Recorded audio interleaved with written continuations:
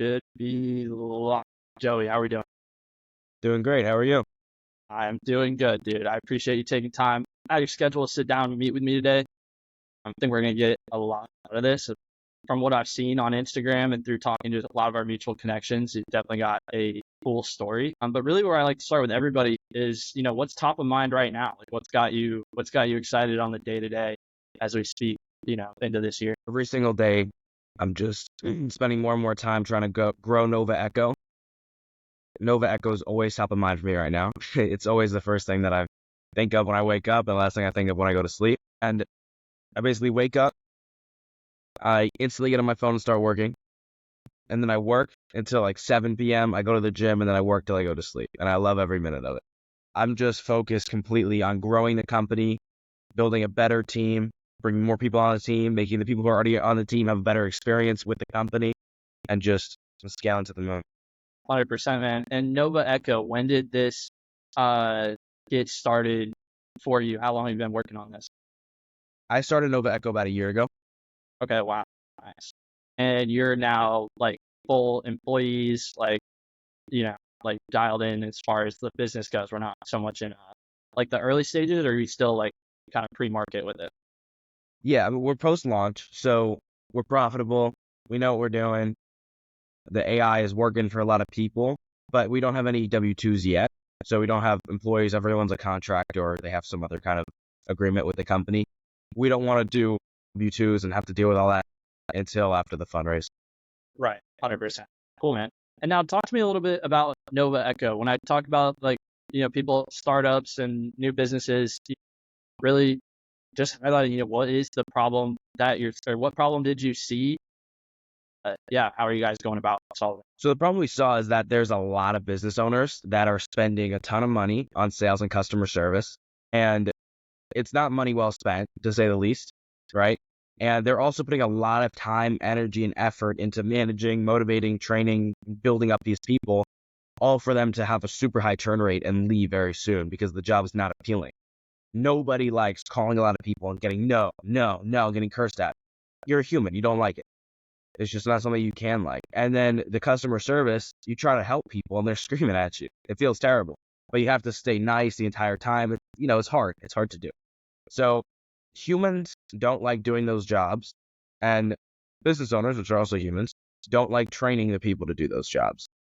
And it's very stressful because they have to keep hiring people. So that was the problem. There's a lot of problems within what I just said. And we solved all of them using an AI that can make sales calls and take customer service calls over the phone for companies. Very cool. And is this something like did you know it was going to work right off the bat, or was it kind of was it a lot of experimentation? Was there any, I actually, let me rephrase this because I think it's more helpful to the audience. What was one of the key challenges early on? So you got the idea, you knew the problem was there, you had an idea of how to solve it, but then after that, what was kind of the first challenge you had to overcome? The first challenge was probably making the first little bit of money with nothing. Absolutely nothing. Because at that time, I had a total of about $300 that I could spend in my bank account. And that's usually not enough to start a business, right? But I was able to do it, and through various different ways, I was able to start the company, build it, and then continue to reinvest the money and just have an upward spiral that grows and scales. Yeah, just starting out with absolutely nothing, I had to kind of maneuver my way into being able to make money. So yeah, I know that's a very broad answer, but that's probably the hardest part, starting with no capital. Yeah, 100%. And did you have the follow-up question would be, what was step one into solving that problem?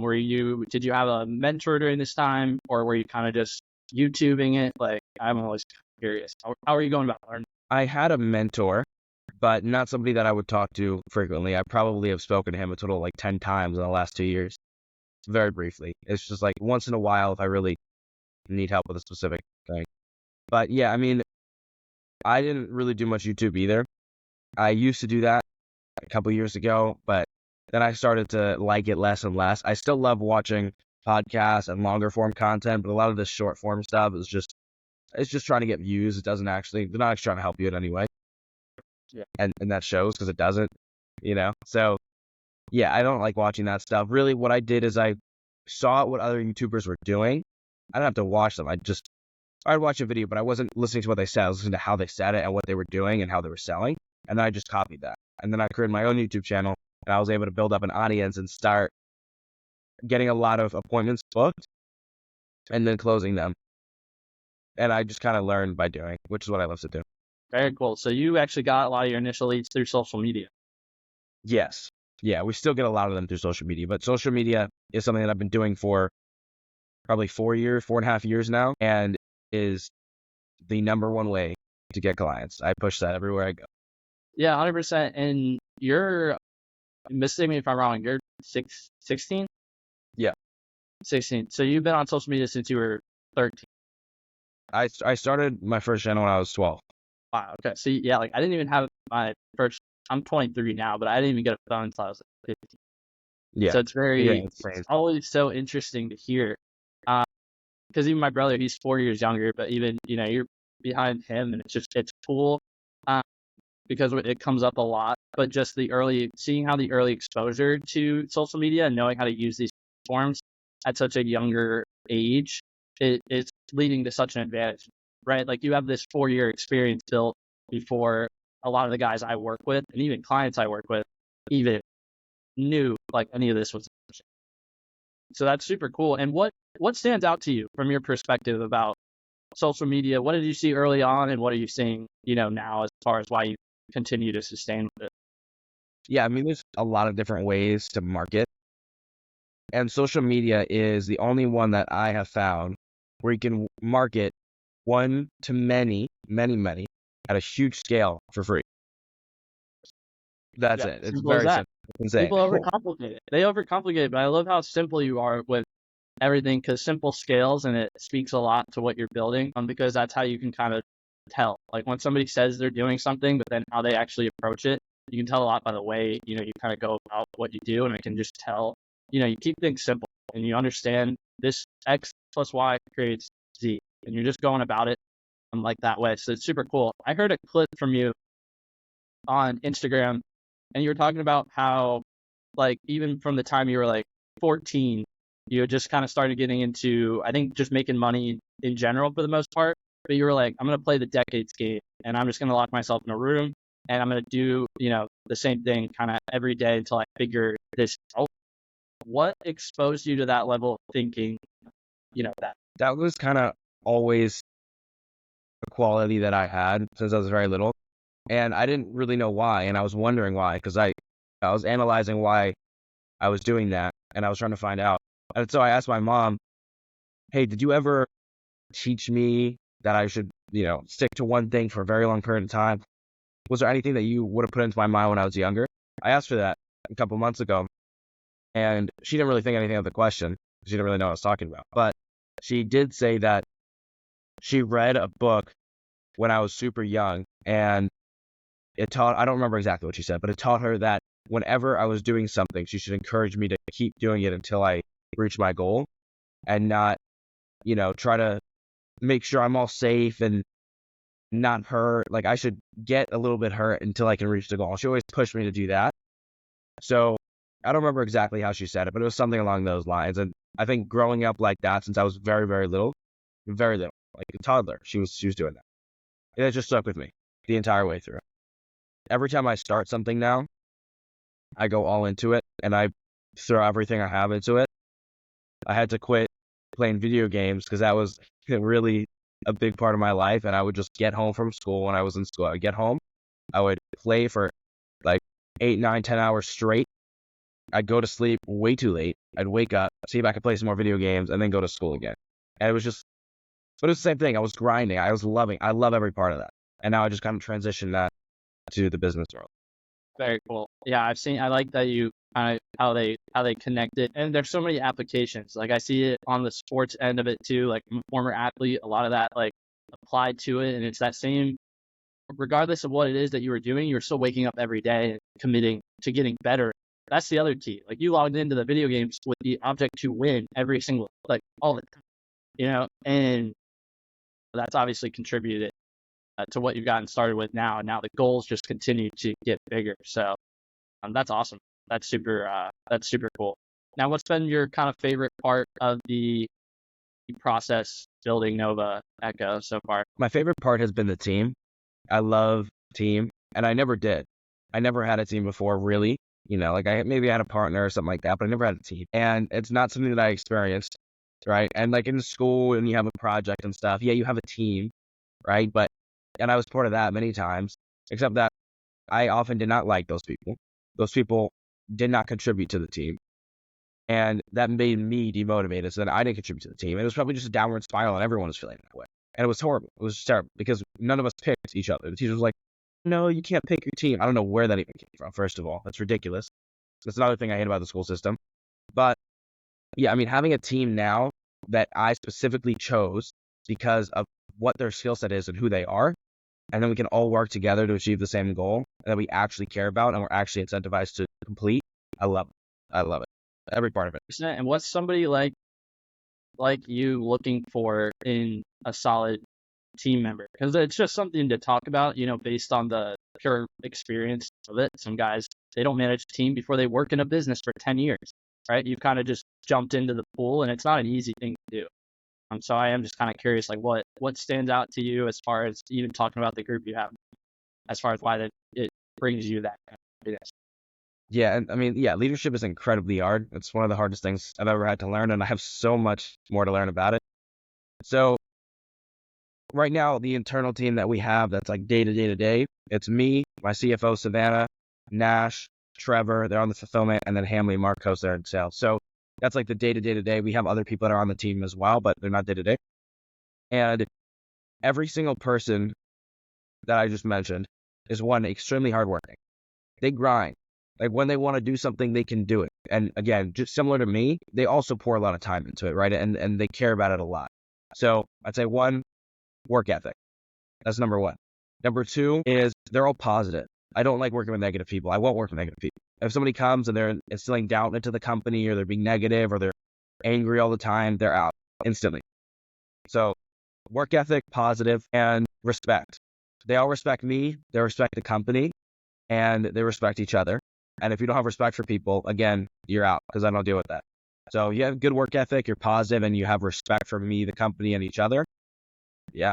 I mean, that's the least I could ask for, Percent. That's great. Those are great things to look for, like, yeah, to look at after in general. And speaking of that, I think it's an interesting topic because I'd say my audience is definitely probably more in college, and then also like first time entrepreneurs. But I'm sure you were told, I mean, did you face a lot of rejection while you were trying to launch this? I mean, you must have people telling you, you're crazy, or you don't know enough, or you're too young, etc. And I know there's those guys out there that they may be 18 feeling like that, getting told things like that. So I'm kind of just curious what you'd say, to that, earlier demographic, those kids that are like, entrepreneurship's for me over school even, but, kind of dealing with the ups and downs per se. Like how did that, Yeah. I face so much rejection. It's ridiculous. I kind of miss it because I'm getting a little less rejection now because I've actually showed results. But I got to just keep setting bigger goals so I get more of it because I miss it. What you have to do is you have to just chase it. I started to chase rejection everywhere I went with every single person I could. If somebody said I couldn't do it, that made me so happy because then I did it. And I love that. That's like my favorite thing in the world is when people say that it's not possible and then I do it anyways. I love it. And it happens so much now. Yeah, I mean, rejection in every aspect. If somebody tells you you can't do something in business, chase that. Prove them wrong. Chase it, because then they'll have so much confidence in you after next time you say you're going to do something.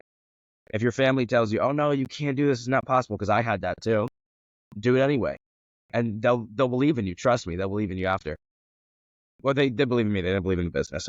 But regardless. And then if you see somebody on the street, go walk up. Go talk to them. If they don't want to talk to you, you just got rejected. Amazing. Do a cold call. Even though you can use Nova Echo, do 100 just to build your own personal confidence, and so that you know that if somebody rejects you on the phone, it really doesn't matter. If there's a girl, go talk to her. Who cares? Like everywhere I go, I just chase rejection. Every person I can talk to on the street, every call I can make, every girl I can talk to, like everything. Because the more you get, the more you realize it actually doesn't matter. And then you have confidence to do anything, no matter what people say. Yeah, 100%. And you can feel it. The more I can tell, you've had a lot of reps doing it. because again, you can just kind of feel the presence, even though we're not in the same room. You just tell, like just even through my experience being around so many entrepreneurs and even wantrepreneurs, as I call them, where it's just so much talk and so little conviction. And that's like the clear opposite. But it's also because you've put yourself through the ring. They'd have that kind of that kind of conviction if they'd actually, like, I get all these people who come to us for lead generation and they've never booked appointments before. So they're like, they absolutely don't even understand what it's like. And they're just expecting some done for you, like fix it all solution. So yeah, I think that's super important. I'm glad you touched on that. Now let's talk about that experience a little bit. So you dropped out of high school, correct? Mm-hmm. And what was the ultimate trigger? Was there a lot of build up to that? Was it kind of a split decision? Like how did that So, I mean, I've wanted to leave school since I was probably 6 years old, since I got into it. And I did. I said it to my mom multiple times, and then she offered to take me out of school and homeschool me many times. But I told her I didn't want to do that because I said I want to leave school. I hate school. But then I kind of had the FOMO because I wanted to be around friends and stuff. I'm so glad I stayed, honestly, at the beginning, because missing out on that, well, I don't know what my life would have been like, but I love who I am now. It's because of that. So anyway, stayed in till halfway through sophomore year of high school. And the entire sophomore year, I had a friend, Nash, who's now on my team, as I said. And I would say to him, we need to get out of here. Because whenever the teacher would say something ridiculous that made no sense, and that happened very frequently, because the teachers don't have to be smart, they don't have to be knowledgeable, they don't have to have any actual qualifications to be a teacher. All they need is a piece of paper. And they've been able to show up on time every day for a couple of years, that's it, which is ridiculous. So anyway, the teachers would say something ridiculous. I would look at my friend Nash, and I'd be like, what are you talking about? Like, what is this guy talking about? He's wrong. He's just wrong. They were wrong a lot. And then we'd always make the joke, we got to get out of here. Like, we got to leave the school. And it was a joke to begin with at the beginning of the year. And then every single day, because we had like 5 classes together, whenever the teacher would say something ridiculous, whenever there was a kid that was being so ridiculous and immature, I'm saying ridiculous a lot, but the whole school system's ridiculous. Then I would just look at him and I'd say, we got to get out. And that kept going on. And then one day, I think it was a math class, the teacher was just being crazy, like worse than ever. And I looked at him, I was like, we actually need to leave. Like, I'm being serious. What if we just left? What if we left? And he was like, what do you mean? I was like, what if we just left? Then we went back and forth. I did some research. My mom helped me do research on it. And then a week later, we decided we're leaving. And that was that. And then there was a break. So we went through the break. We went to one more day of school, and pretty much it was just a playground because it was our last day. And then we left. Nice. And then was there any business already? Were you making any money at this point? Where it's this like $300 in the bank account, but kind of an idea of where you wanted to go with it? No, at this point, and this is one of the things that triggered it, I was making significantly more than my teachers were. So Gotcha. I was really getting pissed off because at the beginning they would say ridiculous things, but all right, whatever. But now I'm literally more successful than them, and they're saying ridiculous things. To me, that pisses me off. And if they're like being respectful, I would never look at somebody who's less successful and be like, I don't like you. But if you're being disrespectful to me and you're trying to teach me things that are wrong and you're less successful than me at your age, that pisses me. That really pisses me. 100%. And there's that natural element that they're always. I just remember being in high school and I hated being talked down to. Like they just Yeah. treated me like I was a kid, and like in their eyes, like, oh, you're not 18, you still are, right? And but I like what's really important that you hit on there is you're making more money than your teachers, because I think there's a lot of guys out there that are going to listen to this and be like, oh, I have a great idea too, and AI is going to help me do it, X, Y, Z. And you're not totally. I'm glad they're thinking like that, but at the same time, they are not 3 years in the trenches creating content on TikTok, 2 years in the trenches, like making content, doing affiliate marketing, experimenting like you were, and then ultimately looking around and being like, because that's another perspective. Like, I definitely know I started my business in high school too, and like we had a really good year, and like that senior year or my junior year, I was like, holy shit! Like my nickname became my business, so the teachers knew I had it. Like they knew I had it.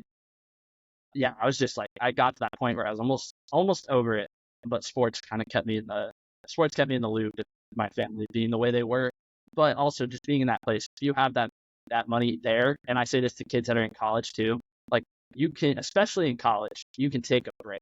If you've built something the first 2 years, and it's monthly recurring and there's a good shot, just take a break. Like I finished half my master's degree after college. Like I went through the whole thing, and then I was like, I'm doing well enough and I don't want to miss this window, and I can always go back and finish this if it didn't work. But even if it did, I could still, like, being able to pay for it would be even better. So I was just like, let's just do it, and it's paid off. So I Exactly. think I think they don't have a choice, but I'm glad that you. So, And also, I just want to say one more thing about that, because there are a lot of people that say, oh, I have this amazing idea and everything. And I'm sure you've heard it before, but ideas are very cheap, right? And execution's expensive. And sure, like everyone has ideas. 6-year-olds have amazing ideas, right? But they're not going to become anything until they're a little bit older, because they literally can't even do anything. Well, by themselves. They could definitely do something. But anyways, my point is that after I left school, I've only worked more. Like, I don't want people to think that if you drop out and you like make some social media content, you're immediately going to be successful. That's not how it works. That's really not how it works. You have to work nonstop. To create a real startup, it's not easy. It's the hardest thing I've ever had. Like, you have to work non-stop. It's way harder than school. If you can't handle school, if you can't get A's in school, then don't try it. You need to have that work ethic. You're not going to be able to just drop out and be successful because you dropped out. Because a lot of people think that. It's just not how it works. Because it's social media. There's these people on Instagram, not all of them, but there's some people that drop out and do this, and you make $200,000 the next day. That's not how life works. It's not how. yeah, and I talk about that. Everyone's always like, what's your negative side that you see with social and digital marketing and blah blah blah. I'm just like, the problem for me is that kids don't need FOMO at 13. Like you don't need, or they don't need to be getting lied to at 13. Like there's no way for them to know whether somebody is BSing or not, because they're like, again, like even just being in college and moving out of your hometown, you get around people that are frauds, and then you can recognize that on a broader scale. But when you're just in like the classroom all day, like you're only seeing that on the internet, and it's like it's so hard because it's so good to like know it's possible, but at the same time, don't like ruin your youth just trying to chase some like dream that's not there, not there right. So it is interesting, but yeah, that's cool. I'm glad you brought that up. Now the next thing I want to roll into this process of like you have a startup now, you've proven results, and obviously without getting into too much detail, when did you know you wanted to, or that you could even get funding? Yeah, so we haven't raised capital yet. We are in the middle of our seed round right now. And I always knew that we could get funding, but I never really thought of it. Like it was not, I don't know anything about it, right? That's not at all what my background is in. So when I brought on my CFO, Savannah DeRazio, she has had a lot of experience in that space. And so she instantly started teaching me a lot about everything when it comes to raising. And now I am very knowledgeable on the raising process. I understand how the entire thing works. I understand the different kinds of people that will invest in companies and in other projects. And she's taught me a lot in that regard. So yeah, and we're working together now. Me and her are leading, well, specifically her is leading the project to raise capital, basically. That part of it. And so for those, and but obviously, so obviously talked about, finding the right person who has experience in that field, and then kind of, following their lead. Is there any like tips you can give to somebody who's thinking about it, or potentially is the first step just finding that person with experience, you think, or is there anything like directly that they could do to be prepared to go do something? Yeah, I mean, I love YouTube. I love reading. I love podcasts. I love them all. I have never, ever learned more than when I hired somebody, brought somebody on my team, or worked for with somebody, and just watched everything they do and worked with them to complete a goal. And as I work with them, I just absorb everything. That's when I've learned the most. And different people have different kinds of learning styles, but I would always recommend, if there's something big like that you don't understand, don't even try read all this stuff and watch all this stuff. You can do that later. But if you just bring somebody that's good at that specific thing on your team, or you ask them to mentor you, or whatever it is, as long as you can be around them and just listen to everything they say and watch everything they do, you're going to learn so much more. And it'll be way faster, and it will actually apply to a real world scenario. It won't just be theoretical. 100%. And yeah, that's great. And I think, again, when it comes to simplifying it, people are always like, oh, I don't know what I want to do. And I'm like, well, who have you talked to? Like, who you can go on the internet, find somebody who's living the exact life you want to live or that you think is. And by talking to them, you'll find out if A, they're actually doing it, and B, if they are, how you can help them.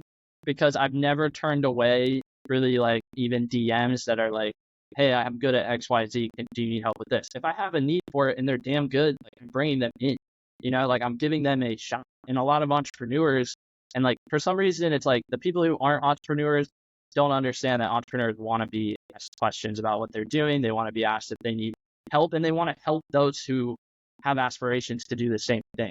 Like a lot of us are doing what we really love to do on a daily basis. It might be complicated on paper, but at the end of the day, the details don't really matter. It's really about the intention and, everything else that just the opportunities that come with that intention. So yeah, I think that's a great point. Now we're kind of getting ready to wrap this up. I'm trying to kind of see where I want to go as far as the most value we could get out of this before kind of our final questions, or maybe now's a good time to do it. So I always give the guest one question to ask me. So I know it's spur of the moment, but just kind of what comes to mind, and then we kind of go. What were you obsessed with when you were in high school? I was obsessed with independence and freedom. And I stemmed from basically being in a household where, at least to my perception at that point, having a super successful sister like above me, your grades kind of determines your freedom level, right? So I wasn't like same boat as you. Like school was just pointless. Toasted, I was smart enough, knew the people that could get me the things I needed to do. And then and then I got grounded because I got a C in math, and I was just, believe it or not, I'm never really a numbers guy when it comes to even the business side. And I needed a way to basically be able to go do what I needed to do. So it was random, dude. One time I literally just had a like old PlayStation that I'd been playing. I was like, I'm gonna list it on Facebook, try to make some money. I had to go meet that guy. He was 45 minutes late. I just got my license. I was like, this is an hour of freedom. Like, I don't really care. And then I just started selling everything. And then I started selling stuff for other people. And then I got that kind of freedom. So like I was always obsessed with freedom. And then by my senior year, we had those like where if you had a job, you could take the first 3 periods off.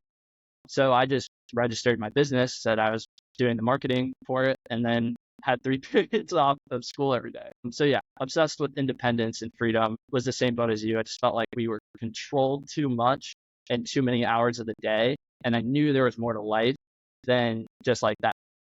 And I saw how my teachers kind of went through that box, and the people who would speak to us at the school, a lot of them kind of did what they loved to do. So like we'd get motivational speakers in, and I paid attention to how like their journeys weren't congruent. They kind of just were always trying stuff. And I was like, I could do that. Like I could just keep figure this out. And then, yeah, like now we're just kind of have continued going as although things have changed. But yeah, it's been good. I always say it'd be cool to come up, see how I would have been had I been exposed to, because I kind of started an online business because of Iman. And like I was 17 when I saw Iman for the first time. So I was always wondering, like, what if I saw Iman? Well, granted, whatever's come out now is what it is. But regardless, it pulled the trigger. And it got me being like, okay, that guy can do it. I can do it. He's like, and that was kind of the get-go from there. But yeah, that was a good one, dude. I think that's important because a lot of people in high school, like you said, they're just going home, they're playing video games all day. They don't really ask themselves what they want. And I don't necessarily, I remember always kind of knowing what I wanted. Like I wanted to be the good athlete. I wanted to do business. I like what was happening. But I was around a lot of people who were like, the most important thing to them was the math test the next day, and they didn't know what was happening. That makes me so angry. But I'm with you. I've always had independence and freedom as like a top priority. Even when I was super little, like at 10, or 9 or something, I was like begging my mom to go on the train by myself, and because I'm from New York City and stuff like that. Like I've always wanted that. I don't know where it stemmed from in me, but I've always wanted it. And yeah, like if you, and I don't mean this to offend anybody, maybe I do, but I don't know. But I don't care. If you have a math test or a test in school, and that's the most important thing in your life, you really need to sit down, stare at the wall, for a couple hours and just reconsider what you're doing. Because that's ridiculous. If you think a test in school matters that much, like even if you want to be a doctor or a lawyer or something like that, or an engineer, it's still one of those tests. It doesn't matter that much. Personally, if I wanted to be a doctor or a lawyer or an engineer, yes, I would get A's in school and everything like that, but I would spend my free time studying that with everything I have. If I wanted to be a doctor, I would study everything about the human body outside of school. But these kids that say, oh, I want to be a doctor or a lawyer, so that's why I'm studying in school. First of all, high school doesn't teach you anything about that. And So you're first years studying of college don't either. You don't even specialize in college till year 3 and 4. So what are you doing? So you're just going home playing video games. So you're still wasting your life. You're doing nothing. You're doing nothing. I think that if you would study that with everything you have, there must be other ways to do it. There's no way. The only way to become a lawyer is just by getting A's in school, and that's somebody who would study everything that they can outside of school must do better. I don't know how because I've never tried, but well, the key you're hitting on there is like, how did they actually end up getting the experience, and why are they allowed to be a lawyer? It's because they do that apprenticeship, and then they're they work in the law office for years. It's like they do the grad school, and then they do that. But you're hitting on a good point where now information is so accessible that why don't that same reality is college is just they're called credit hours for a reason. So if you spend that same amount of time, I was paying $3,000 a credit.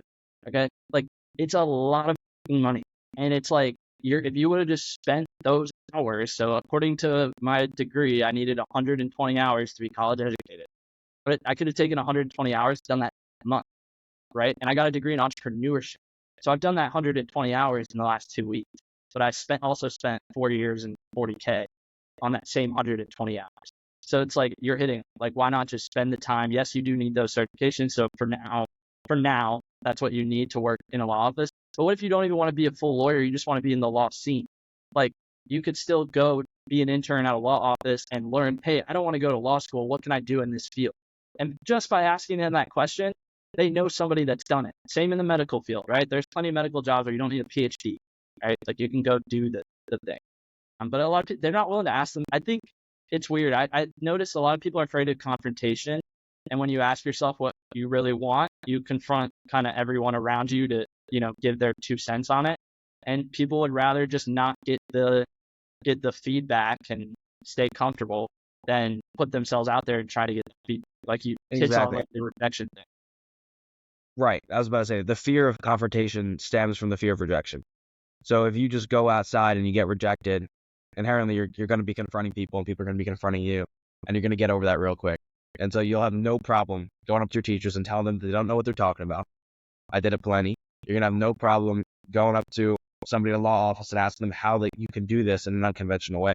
And also, I don't know what the equivalent would be to a lawyer, but if you want to be a doctor and you don't want to do all the schooling, because also doctors don't learn anything at school.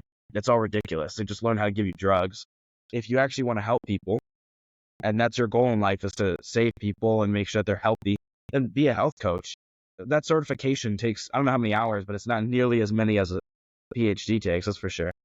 And then you can actually help people prevent disease instead of just injecting drugs into them. I mean, I don't even want to get into doctors, but they usually don't know what the hell they're talking about either. No, they don't, and they're being told, like, the fact that what they're allowed to sell you is dictated by someone else and not their expertise anyway. Just kind of like opens up that whole, can of worms. But it also even like it shows how, like when you go to school, they're just teaching you to solve every problem that could possibly come up. So like you feel prepared. But when you look at entrepreneurship and you look at, like you just kind of hit on, we're solving one problem.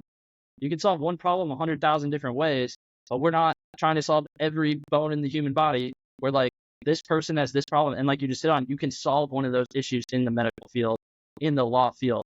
Go find a problem a lawyer has, and that's going to put you around a ton of lawyers without being one. And it's also like why businesses do so well. And like everyone's always questions why, like, how did Amazon get so big? And I literally probably mention this every episode, but it's literally because what did Bezos do? He learned what people did better than him. Then he got his company to do it better than they did. And it's just very much breaking it up, seeing what they needed at that time, paying somebody for their time and learning how they did it, and then becoming the best at it and making sure that person was taken care of. And it's like a very simple formula that you could really, follow with everything that you're doing. You don't have to. You can do one thing, but do it a bunch of different ways. Exactly. I heard a quote that says entrepreneurs jump off the mountain and then they build a plan on the way down. Something like that. And what school teaches you to do is build every type of plane you could possibly build, Yeah. one by one, really, really slowly. Like every day, maybe you put one part on, and you just have thousands of planes, right? Yeah, you can't build the next one till you get the first one right. So just Correct. Right. And it has to be perfect according to industry standards, right? So it can last a million years. And then, only then, can you take one of them off the mountain. But by that time, you're like so old and you actually haven't learned anything on your way down because you never jumped, that you're kind of You'll spend the next 10 years figuring that out. I think we all ask ourselves that question at some point, and this is why it's so beneficial. Just like again, that you developed a lot of these things early, because like guys, they hit a point in their 20s at every time where they just flip a switch and decide, okay, I'm gonna actually go after what I really want. And if you miss that window, like you don't really get it. You're not gonna have this kind of energy at 30. You're not gonna have this energy at 35, looking at all your friends with kids, being like, what the hell did I do? I've always been pretty adamant, like it's fun to have money while you're young. Make money while you're young. And then at the end of the day, you could run everything to zero and fall back on that job that you got. It's but you don't know how long you're gonna be. Right? Like it sounds cliche, but it's also like tomorrow is not fucking guaranteed. Like so many 99% of people are gonna look back and be like, I didn't do what I actually wanted to do. With all this. So that's also why it's so motivating to see guys like you just building when you are. Hearing when you started is so like key too. It's not like you've been doing something for like a year. It's like you've really kind of developed and asked yourself all these questions that anyone who starts entrepreneurship tomorrow is still gonna have to go. Like so much of what you've already been through, many people like they think they're gonna start tomorrow, and because they're 25, they're not gonna like have to deal with that shit. And they 100,000%. They're just gonna, it's gonna affect them in a different way. exactly. And let's end on a positive note, because doctors and school makes me a little pissed off. Yeah, And let yeah, me 100%. transition out of that. Yeah, 100%. So yeah, ending on a positive note, well, really just kind of leaving us back. What what do people have to look forward to with you, and what do you kind of want to leave everyone that listened to this, that stayed this long, with kind of final thoughts? I would say follow the Nova Echo journey. We're going to the top, and I'm going to make sure that I continue to spend most of my waking hours working nonstop on Nova Echo. And the team is getting bigger and bigger. It's getting better and better. And the team that we currently have is improving every single day. So follow the journey and maybe hop on the ship. Yeah, definitely. I mean, using the fucking product, like, damn, well, That's it. I think it's genius that you log onto the website and then it's like you can just test it right there. I think that's super clutch. So yeah, everybody go check out Nova Echo, follow Joey. And yeah, I really appreciate you sitting down with me today. Yeah. Thanks for having me.